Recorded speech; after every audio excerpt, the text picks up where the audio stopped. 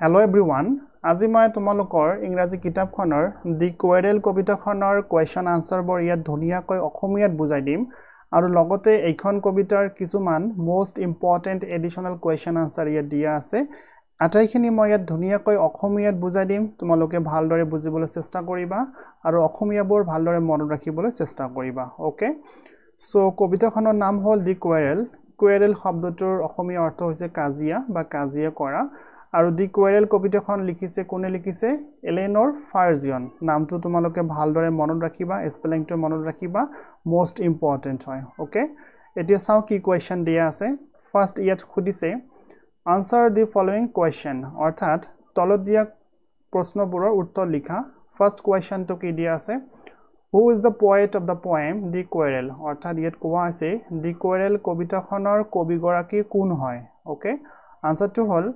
Eleanor Farzion is the poet of the poem The Quarrel. Yet কোৱা আছে The Quarrel কবিতাখনৰ কবিগৰাকী হ'ল Eleanor Farzion. So তোমালোকে ভালদৰে নামটো মনত ৰাখিবা। Second question টো কি দিয়া আছে Whom did the sister quarrel with? Yet কি কোৱা আছে whom means কাৰ লগত whom with অৰ্থাৎ কাৰ লগত so question টো meaning হ'ল যে whom did the sister quarrel with অৰ্থাৎ sister গৰাকীয়ে বা ভনীজনীয়ে কাৰ লগত কাজিয়া কৰিছিল আনসাৰটো হ'ল the sister quarreled with her brother অৰ্থাৎ ইয়াত কোৱা আছে যে sister ভনীজনীয়ে তাইৰ brother ভাইটিৰ লগত কাজিয়া কৰিছিল ওকে question number 3 ইয়াত কি দিয়া আছে what was the reason of the quarrel reason means কাৰণ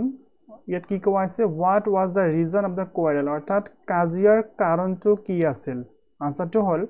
the reason of the quarrel is unknown means অজ্ঞাত so yet কি কোৱা আছে যে কাজিয়াৰ যেটো কাৰণ আছিল হেতু অজ্ঞাত আছিল okay now question number 4 yet কি দিয়া আছে what did the brother say at first means প্ৰথমত so questioner meaning to হ'ল যে what did the brother ভাইটিয়ে প্ৰথমত কি কৈছিল অৰ্থাৎ ভাইটিজনে প্ৰথমত কি কৈছিল আনসাৰটো হ'ল at first প্ৰথমত the brother said ভাইটিয়ে কৈছিল ব্ৰাদাৰজনে কৈছিল কি কৈছিল that he was right তেখেতে শুদ্ধ আছিল তেখেতে right কৰিছিল অৰ্থাৎ মিছা না আছিল তেখেতে right হয় অৰ্থাৎ আমি কি বুজা পালো কোৱেশ্চনটো মিনিং আছিল যে ভাইটিয়ে ব্ৰাদাৰজনে প্ৰথমত কি কৈছিল আনসাৰটো হ'ল At first প্ৰথমত brother বা ভাইটিয়ে কৈছিল যে তেখেতে right আছিল তেখেতে wrong না আছিল তাৰ মানে okay now question number 5 ইয়াত কি দিয়া আছে why did the brother say that the afternoon turned black so question meaning to হ'ল যে why did the brother say অৰ্থাৎ brother জনে কিয় কৈছিল that the afternoon turned black যে afternoon black হৈ গৈছিল এই কথাটো the afternoon turned black এই কথাটো ভাইটিয়ে কিয় কৈছিল বা ব্ৰাদাৰে কিয় কৈছিল আনসাৰটো হ'ল the brother said that brother জনে কৈছিল that the afternoon turned back অৰ্থাৎ afternoon turned back বুলি কৈছিল because কাৰণটো হ'ল তাৰ কাৰণটো কি দি আছে ইয়াত they started they means কোন হয় ইয়াত they হ'ল ভাইটি আৰু ভনীজনী দুজনকে ইয়াত they বুলি কোৱা হৈছে They started to hate অৰ্থাৎ হিয়তে আৰম্ভ কৰিছিল কি আৰম্ভ কৰিছিল hate অৰ্থাৎ বেয়া পাবলৈ আৰম্ভ কৰিছিল এজনে আনজনক বেয়া পাবলৈ আৰম্ভ কৰিছিল কাৰণ হিয়তৰ মাজত কাজিয়া লাগিছিল and আৰু লগতে stopped talking to each other অৰ্থাৎ stop বন্ধ কৰিছিল কি বন্ধ কৰিছিল talking অৰ্থাৎ কথা পাতিবলৈ বন্ধ কৰিছিল to each other এজনে আনজনৰ লগত so এইখিনি হোৱাৰ বাবে হে ভাইটি জনে কৈছিল যে afternoon turned black okay I hope তোমালোকে বুজিব পাৰিছা Now, I move to the next one. Question number 6. How did the quarrel come to an end? অৰ্থাৎ ইয়াত কোৱা হৈছে যে how did কেনেকৈ the quarrel কাজিয়াটো কেনেকৈ come to an end অৰ্থাৎ সমাপ্ত হৈছিল কাজিয়াটো কেনেকৈ শেষ হৈছিল আনসাৰটো হ'ল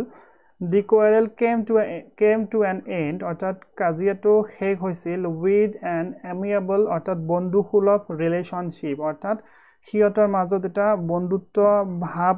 বা সম্পৰ্ক গঢ়ি উঠি পেলাই কাজিয়াটো শেষ হৈছিল অৰ্থাৎ যেতিয়া হিয়তৰ মাজত কাজিয়া হৈছিল তেতিয়া হিয়তৰ মাজত কোনো ধৰণৰ বন্ধুসুলভ ভাব না আছিল আৰু যেতিয়া হিয়তৰ কাজিয়াটো শেষ হৈছিল এন্ড হৈছিল সমাপ্ত হৈছিল তেতিয়া কেনেকৈ সমাপ্ত হৈছিল with an amiable relationship means সম্পৰ্ক অৰ্থাৎ এমিয়েবল বন্ধুসুলভ সম্পৰ্কেৰে সিহঁতৰ কাজিয়াটো সমাপ্ত হৈছিল আই হোপ তোমালোকে বুজিব পাৰিছা question number 7 ইয়াত কি খুদিছে find out some rhyming words from the poem rhyming words means তোমালোকে নিশ্চয় জানা ছন্দ মিল থকা শব্দবোৰৰ কথা কোৱা হৈছে so find out বিচাৰি উলিওৱা some rhyming words কেইটামান rhyming word শব্দ বিচাৰিব কৈছে কৰ পৰা from the poem অৰ্থাৎ তোমালোকৰ কবিতাখনৰ পৰা the querel কবিতাখনৰ পৰা কেইটামান rhyming word বিচাৰিব কৈছে so মই কেইটামান rhyming word ইয়াত বিচাৰি লিখি দিছো তোমালোকে এইবোৰ ভালদৰে মনত ৰাখিবা এই কেইটা দিয়া আছে কবিতাত ইয়াৰ বাহিৰত দিয়া নাই এই কেইটা তোমালোকে ভালদৰে মুখস্থ কৰিবা যেনেকুৱা প্ৰথমত দিয়া আছে brother brother another ইয়াত সোৱা brother last শেষত কি হৈছে brother ৰ শব্দ এটা আহিছে আৰু ইয়াত another ইয়াত লাষ্টত বা শেষত এটা ৰ শব্দ আহিছে উচ্চাৰণ আহিছে সো শেষৰ উচ্চাৰণটো যদি মিল খাই যায় একে হয় তেনেকুৱা শব্দবোৰক কোৱা হয় rhyming word যেনেকুৱা brother another about out slight right strong wrong black bag alone along wrong night right okay so rhyming word মানে কি হয় তোমালোকে নিশ্চয় বুজা পাইছা যে যিবোৰ শব্দৰ শেষৰ উচ্চাৰণটো একে হয় সেইবোৰ শব্দ এটোৱে আন্তৰ rhyming word বুলি কোৱা হয় okay so এইবোৰ তোমালোকে মনত ৰাখিবা আৰু ইয়াত কেইটামান এডিশনাল অৰ্থাৎ অতিৰিক্ত কোৱেশ্চন দিয়া আছে যিবোৰ তোমালোকৰ কিতাপত দিয়া নাই মই ভিতৰৰ পৰা এইবোৰ কোৱেশ্চন লিখি থৈছো কাৰণ তোমালোকৰ পৰীক্ষাত ভিতৰৰ পৰা কোৱেশ্চন অহা দেখা যায় গতিকে এইবোৰ ইম্পৰ্টেন্ট হয় ভালদৰে নোট ডাউন কৰিবা আৰু লগতে মুখস্থ বা মনত ৰাখিবলৈ চেষ্টা কৰিবা so additional question or first question to কি দিয়া আছে চাইলো এবাৰ when was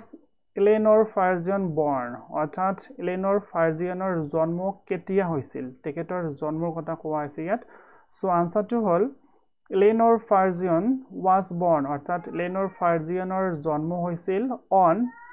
30 February অৰ্থাৎ ফেব্ৰুৱাৰী মাহৰ 13 তাৰিখৰ জন্ম হৈছিল আৰু চনটো হল 1881 আৰু কোন ঠাইত ইন ইংল্যান্ড অৰ্থাৎ ইংল্যান্ডত তেখেতৰ জন্ম হৈছিল সো তোমালোকৰ পৰীক্ষাত এনেকৈ প্ৰশ্ন খুদিব পাৰে যে তেখেতৰ জন্ম ক'ত হৈছিল মই ইয়াত দিছো তেখেতৰ জন্ম কেতিয়া হৈছিল কেতিয়া আনসাৰটো হ'ব তোমালোকৰ ইয়ালৈকে কেতিয়া আনসাৰ হ'ব আৰু যদি বেলেগকৈ এটা প্ৰশ্ন খুদে যে তেখেতৰ জন্ম ক'ত হৈছিল তেনে হলে কিন্তু আনসাৰটো হ'ব Eleanor Farzion was born তাৰ পিছত in England লিখিব লাগিব এইখিনি তেতিয়া লিখিব নালাগে ওকে সো যদি কেতিয়া খুদে তেনে হলে ইমান লৈকে লিখিলে হৈ যাব আৰু যদি ক'ত জন্ম হৈছিল তেনে হলে ইংল্যান্ড লিখিব লাগিব আই হোপ তোমালোকে বুজিব পাৰিছা সেকেন্ড কোৱেশ্চনটো কি দিয়া আছে চাইলো এবাৰ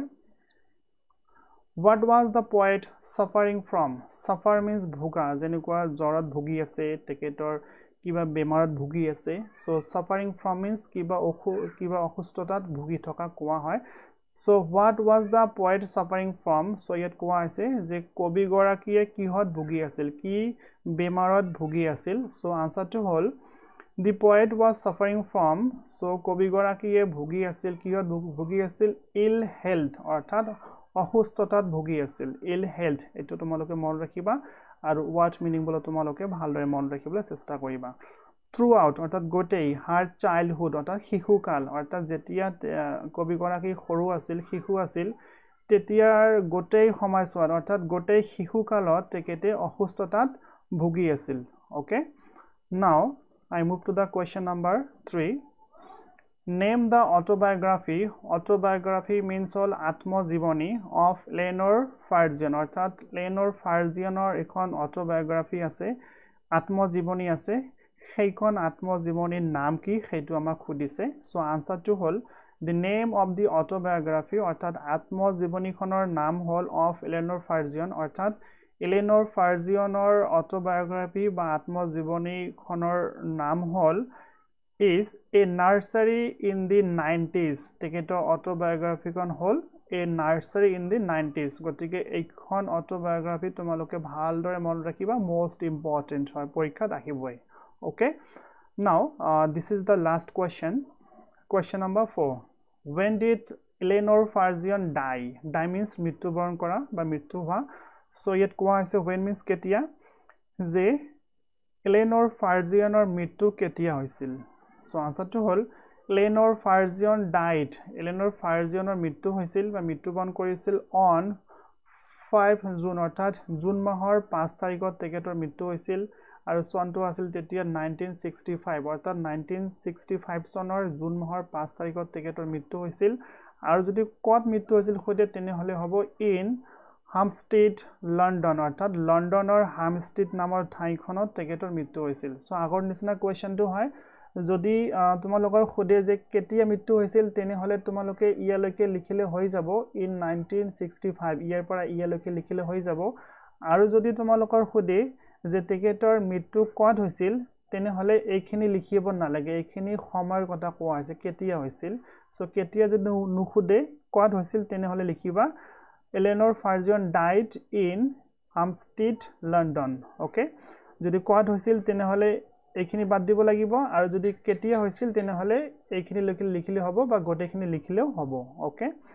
সো মই গোটেইকেইটা কোৱেশ্চন আনসাৰ ইয়াত ধুনিয়াকৈ অসমীয়াত বুজাই দিলো তোমালোকে ভালদৰে বুজিছা সাগে ওকে যদি এবাৰতে বুজিব নোৱাৰা তেনেহলে পুনৰ এবাৰ চাবা ভালদৰে আকৌ বুজিবলৈ চেষ্টা কৰিবা মই পুনৰ এবাৰ জনাই দিও ইংৰাজীত যদি তোমালোকে ভালদৰে পাব বিচৰা তেনেহলে কিন্তু ইংৰাজীৰ অসমীয়া মিনিংখিনি বুজিবই লাগিব আৰু যদি অসমীয়া মিনিংখিনি তোমালোকে ভালদৰে বুজিব পাৰা তেনেহলে কিন্তু ইংৰাজী তোমালোকৰ বাবে খুবেই ইজি সাবজেক্ট হ'ব ওকে সো ডিয়াৰ ষ্টুডেন্ট আজিৰ এখিনি আছিল যদি তোমালোকে বুজিছা যদি ভিডিওটো ভাল লাগিছে বা এনেকুৱা ধৰণৰ নেক্সট ভিডিওবোৰ পাই থাকিব বিচৰা তেনেহলে মোৰ চেনেলটো সাবস্ক্ৰাইব কৰি ৰাখি দিয়া আৰু লগতে নোটিফিকেশন বেলটো অন কৰি দিবা আৰু লাইক কৰিবলৈ কেতিয়াও নাপাহৰিবা আৰু লগতে নিজৰ বন্ধু বান্ধৱীলৈ ভিডিওখন শেয়াৰ কৰি দিবা ঠিক আছে সো আজিলৈকে এইখিনিয়ে see you on the next one till then thank you have a good day